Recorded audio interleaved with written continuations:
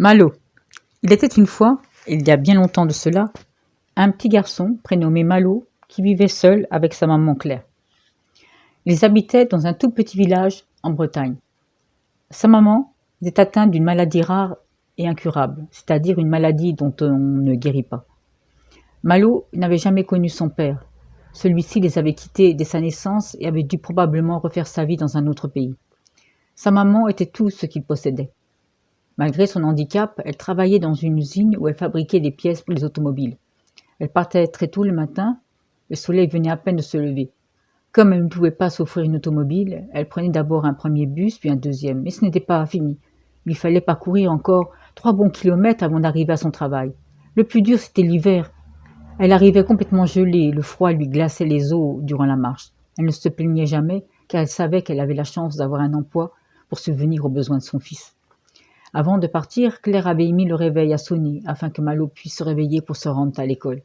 Son petit déjeuner était tout prêt, sur la table ronde. Un petit mot de tendresse écrit à la craie sur l'ardoise de la cuisine lui tenait compagnie.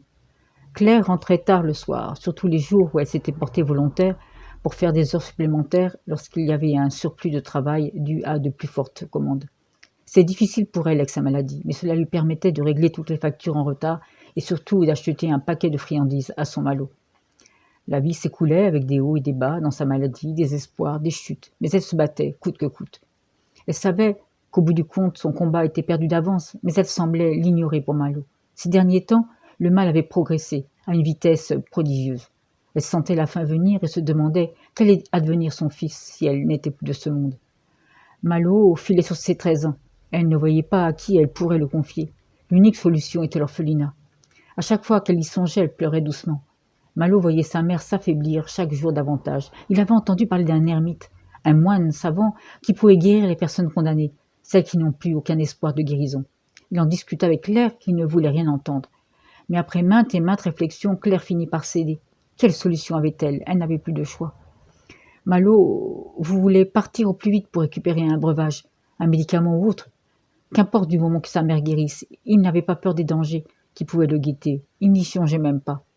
Claire lui confia le peu d'économie qu'elle possédait, les glissa dans une bourse et lui prépara un baluchon. Elle y mit quelques vêtements, une gourde, un crouton de pain et un morceau de fromage. Les adieux furent douloureux, mais Malo promit de revenir sain et sauf avec le précieux remède. Malo s'embarqua sur un cargo à Brest. Le capitaine accepta de le prendre comme mousse apprenti marin contre le prix de la traversée. Vêtu d'un pantalon de toile blanche, d'une chemise et d'un bonnet, il était prêt à écouter les consignes du matelot. Nettoyer le bateau, retirer la rouille, aider le cuisinier, les différentes tâches lui furent confiées. Après plusieurs mois de voyage, de nombreuses escales dans différents pays, le bateau arriva enfin à destination, port de Taga.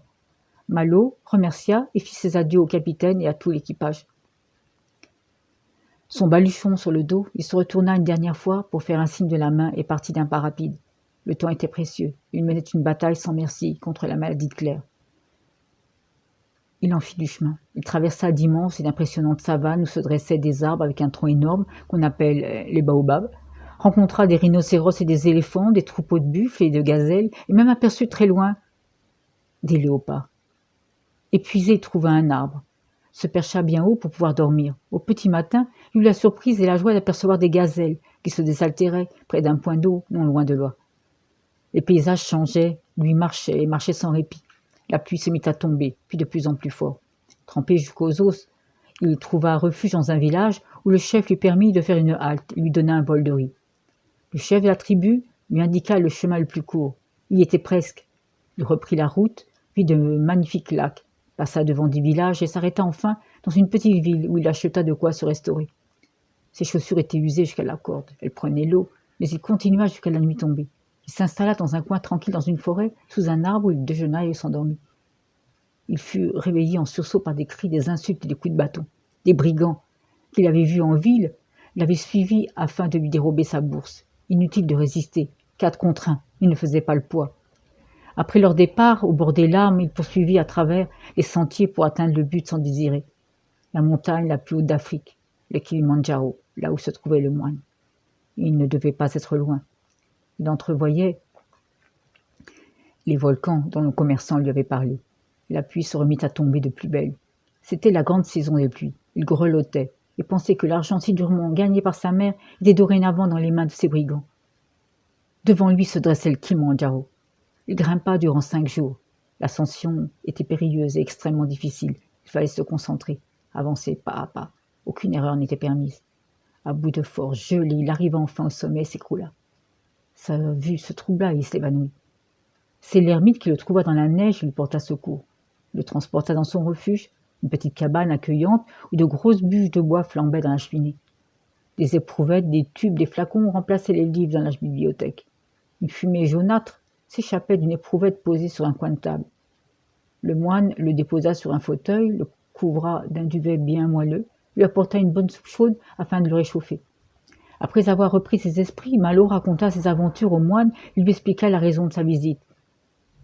Il implora son bienfaiteur de faire un miracle pour sauver sa mère. Le moine réfléchissa une partie de la nuit, essaya d'essayer différentes formules et procédés, mais rien n'était concluant. Il insista encore et encore. Au petit matin, une odeur unique et bizarre vint chatouiller les narines de Malo qui s'était assoupi. « Eureka !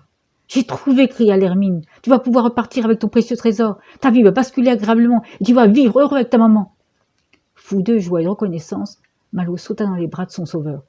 Il le remercia 10 fois, que dis-je 100 fois, et reprit le chemin du retour avec sa fiole, remède miracle pour guérir sa mère. Le retour fut difficile, particulièrement la descente de Kilimandjaro, car il avait peur de casser la fiole. Le reste du parcours fut plus tranquille, car il connaissait les pièges et les endroits à éviter. Lorsqu'il fut à quelques kilomètres du port de Tanga, il accéléra le pas. Là-bas, il reprit son service de mousse pour le retour.